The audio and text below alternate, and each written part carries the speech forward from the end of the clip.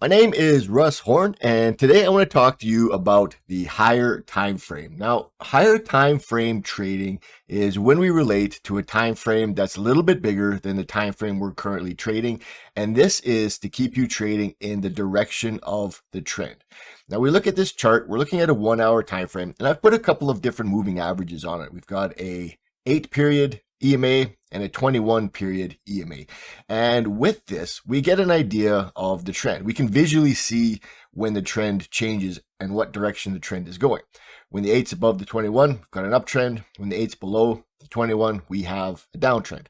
Now, when you look at this image, we have the primary trend or the trend. And we can see that it starts at the lower left and goes to the upper right. So we've got this overall trend going upwards. But during this trend, we have these little secondary trends. And the secondary trends are when the market is moving in the opposite direction or against the trend.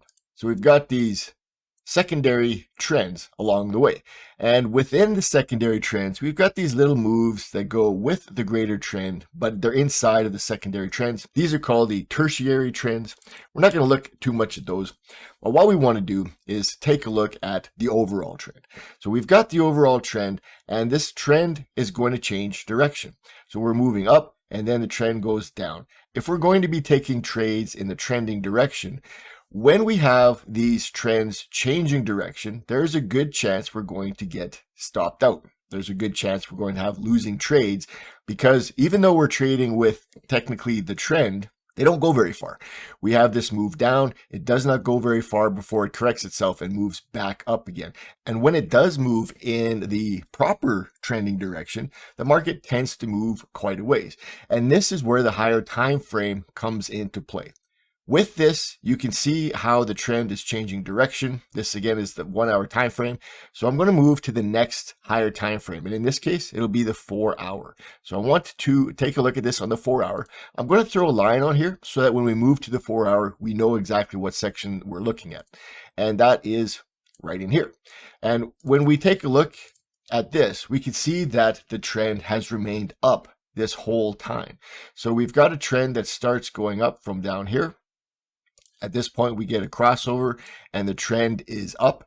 And from here, we can see that the bigger market moves are in this trending direction. Now, the higher time frame isn't the time frame you're trading. This is just the reference time frame to keep you on the right side of the market. If I go back down to the 1 hour, this is that section in here. And we can see that every time we take a trade against that greater trend, and the higher time frame trend would be considered the greater trend. We've got the primary, secondary, tertiary trends on the time frame we're trading. The greater trend is the trend direction on the higher time frame. When we're trading against that greater trend, we are going to be taking really high risk trades that generally aren't going to go very far. So trading with a higher time frame is very, very simple. What we want to do is essentially refer to the higher time frame.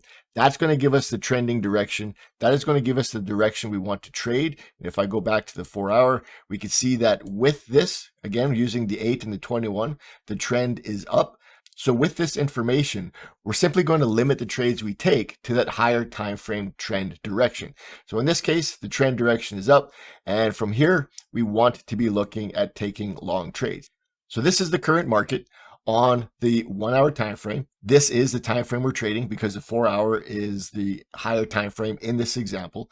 So in this case, we wouldn't be entertaining anything short. We'd simply be waiting for the market to turn back long, and then from there, taking the long trades. This is going to filter out a lot of the losing trades. And in the end, you're going to be taking trades that have the most potential to move the furthest. When we see the market move in the direction of the trend, we have very long market movements compared to the market movements against that greater trend. When we're looking at a higher time frame, I essentially want to keep a 4-to-1 ratio or as close to it as possible. And that is essentially what these time frames are at the top here. If I'm looking at trading the 1 minute, the higher time frame would be the 5 minute. If I'm trading the 5 minute, the higher time frame would be the 15 minute. Now, when I'm trading the 15 minute, the higher time frame for me is going to be the 1 hour. I skip over that 30-minute. And then for the 1 hour, I'm looking at the 4 hour, and the 4 hour, the daily, the weekly, and monthly. Now, if you are trading the 30-minute, I generally tend to jump all the way to the 4 hour for that higher time frame. Now, you can use the 1 hour, but they're very similar. So I tend to go to the 4 hour if I'm trading the 30-minute. It's not something I do very often, but if this is the case, this is generally how I do it. So I'm looking for that 4-to-1 ratio. Some traders take this to new levels, which I don't believe you need to do. And when they're looking at taking a trade on the 1 hour, they want the 4 hour direction, the daily direction, and the weekly direction all to be pointed in the same direction. And with all the trading that I've been doing, with all the testing that I've done, I do not find that that makes a difference.